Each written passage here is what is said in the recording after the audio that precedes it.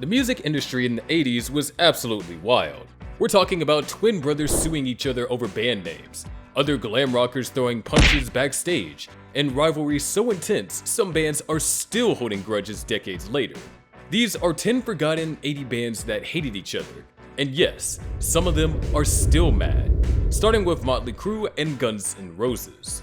This was one of the wildest band rivalries of the 80s. Both bands had big hair, big egos, and partied like it was a sport, but they didn't get along at all. Mötley Crüe had already made a name for themselves with crazy stage shows, wild behavior, and more makeup than drag queens. They were loud, flashy, and totally out of control. Then Guns N' Roses showed up and made Mötley Crüe look almost boring in comparison. GNR had this raw, gritty edge. They didn't just want to rock, they wanted to destroy everything in their path. Guns N' Roses were rougher, angrier, and more real. They weren't about looking pretty, they wanted to tear the place down. I remember when Appetite for Destruction came out. It felt like the whole music scene shifted overnight. Suddenly, Mötley Crüe wasn't the scariest band on the block anymore. GNR brought a fresh energy that felt like a punch to the face. They made Mötley look like yesterday's news. Then came the drama. Vince Neil from Mötley allegedly punched GNR's guitarist, Izzy Stradlin, after a show. Axl Rose got mad, called Vince out in public, and Vince fired back by challenging him to a real fight. Meet me at the parking lot kind of stuff. These two bands kept throwing shade at each other for years.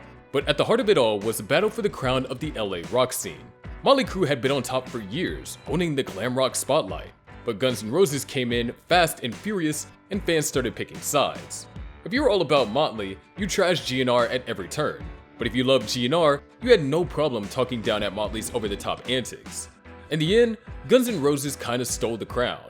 Their music hit harder, their sound felt more dangerous and real, and they were the ones dominating the airwaves. Mötley stayed famous, no doubt, but the rivalry between the two never really died. Sigue Sigue Sputnik wasn't just a band, they were a full-blown sci-fi circus. I remember seeing them for the first time and thinking, is this a music video or a commercial for a video game? They dressed like punk rock aliens, talked like they were from a dystopian movie, and even put ads in their song. No joke, you'll be listening to a track and suddenly a voice would go, "This song is brought to you by L'Oreal." I remember one song actually had legit Pepsi ad in the middle. Critics hated them. Every music magazine at the time, NME, Melody Maker, Rolling Stone, ripped them to shreds. One review called them style over everything, including talent. Brutal. Other musicians weren't kind either. Bands like the Jesus and Mary Chain and Public Image Limited laughed them off as a full-blown gimmick. One guy even said, "They're what happens when cocaine writes music." Honestly, he wasn't wrong. If you love chaotic bands, bad reviews, and stories that age like wine, smash that like button and subscribe because there's more where this disaster came from. Music history is wild, and we're just getting started. Even club owners and tour managers couldn't stand working with them. They were demanding, over the top, and their shows were more about flashing lights and special effects than actual music. Maybe the world just wasn't ready for a glam rock ad campaign disguised as a band. Now, this one wasn't a public feud, but it was more of a silent showdown. The kind where both bands knew what was going on, but no one was willing to say it outright. The Go-Go's and the Bangles were two of the biggest all-female bands of the 80s, but they couldn't have been more different. The Go-Go's came out of the punk scene in LA, and they were rough, loud, and wild from the start. Their early stuff had that raw garage band energy, and even when they crossed over into pop, they still kept that edge. I remember watching old interviews where they made it clear they played their own instruments, wrote their own songs, and weren't going to fit into any polished pop mode that the mainstream wanted them in. The Bangles, on the other hand, were a bit more put together. They had a cleaner, softer image, and their look was more polished, and their music was definitely more radio-friendly. Sure, it was still rock, but with smoother edges. They had hits like Manic Monday, which was written by Prince, and Eternal Flame, which went on to win awards and play at every school dance for decades. You could tell that the Bangles were working on the commercial side of the music business, making music that felt like it belonged on the charts. I remember the tension in the air as the girls at school argued over which band was better. It felt like an early version of NSYNC versus Backstreet Boys debate. Everyone picked a side between the wild punky Go-Go's or the sleek polished Bangles. The Go-Go's gave off this vibe of being the real deal because they came from the underground scene. They would subtly look down on the Bangles for being too safe. Neither band openly dissed the other in public, that would have been too obvious. but the rivalry was still there, simmering beneath the surface. You can feel the tension whenever they were mentioned in the same breath. I remember reading articles where one band would suddenly throw shade at the other. It would be little comments like, "Oh yeah, they're doing their thing, but we're doing real music." It wasn't direct, but the competitive vibe was definitely there. Okay guys, here's where things start getting weird. Gene Loves Jezebel was one of those moody, glammy goth rock bands that you either loved or didn't get at all. They had that dramatic romantic sound with big hair and velvet jackets. But the real drama wasn't on stage, it was between the twin brothers who fronted the band, Michael and Jay Aston. From outside, you'd think being twins would make them tight. Same voice, same look, same name. What could go wrong? Well, apparently everything.